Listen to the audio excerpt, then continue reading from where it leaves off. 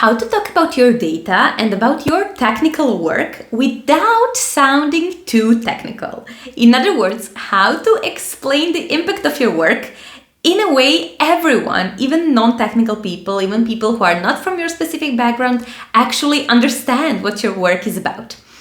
I wanted to talk about this topic because I feel that is more relevant than ever because, let's face it, teams have become more interdisciplinary. We are working with more people who do not come from our same background.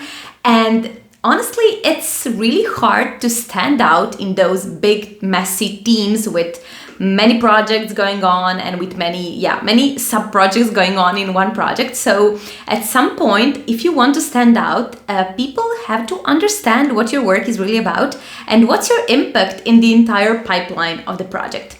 So how can we make sure that we really explain our impact to other people without sounding like we are defending a thesis?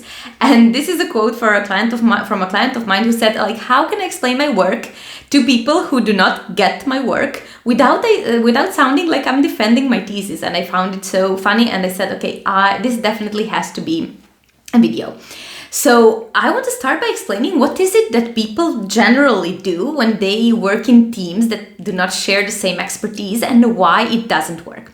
So whenever people, I think we all experience that. For example, if you are a physicist working with a biologist, which was my case during my time as a researcher, I was always struggling with their jargon. Like, they would explain things and really believe that I understood them, but with my background, until I learned some stuff, I really didn't know what those people were talking about.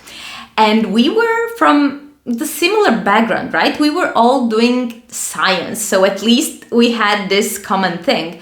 But when you're explaining something to the finance team, to the marketing team, to the, user experience team, like, they all have different expectations and different needs. So how do you make sure that your work is actually noticed and useful for them? Like, we do not want to make work harder for our colleagues and our teammates. So we really have to make sure that we explain ourselves in a way that's understandable, and also, what is even more important, in a way that our work can be noticed. Because what I see so many STEM professionals do is that they work hard and they do brilliant stuff, but their work just keeps getting overlooked because they do not sort of have the skills to explain what is it that they did.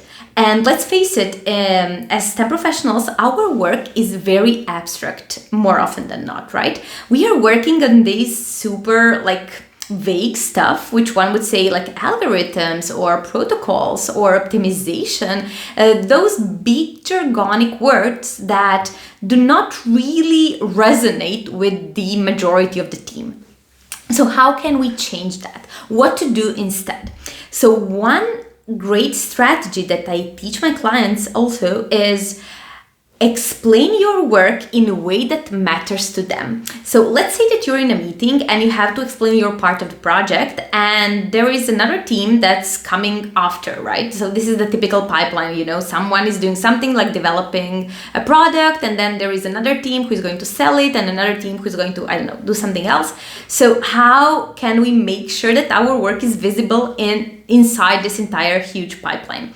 So one great strategy that works is to really, instead of showing your work, showing the impact of your work to them, because that's something they are already interested in. So you do not have to go through the entire part of how do I make them care about my work, because you cannot force people to care about stuff they do not care. I mean, if a marketing person cared enough about programming, they would be a programmer, not a marketing person, right? So instead of forcing yourself to explain how do I force them to care, or how do I make them care about my work, you just bypass this entire problem by actually talking what they already care about, which is the functionality, the money, the user experience, and so on. So you really make sure that your expertise matches what they want to hear. And this is a great way not only to connect with your teammates and make your work visible to them,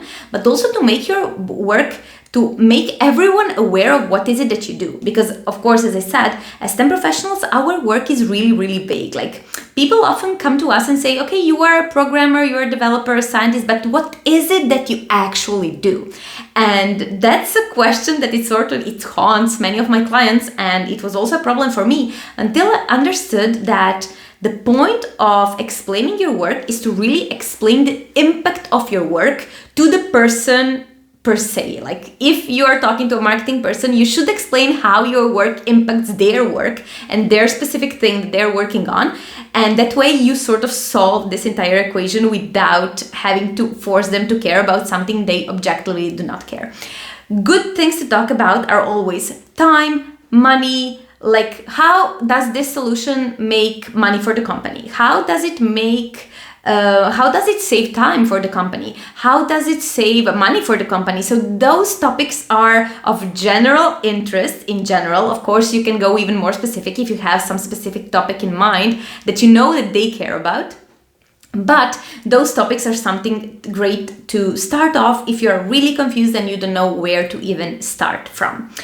Of course, having said that, this is something like shifting your mindset from what is it that I want to say to saying what they want to hear is something that requires time and practice, because it's objectively a skill.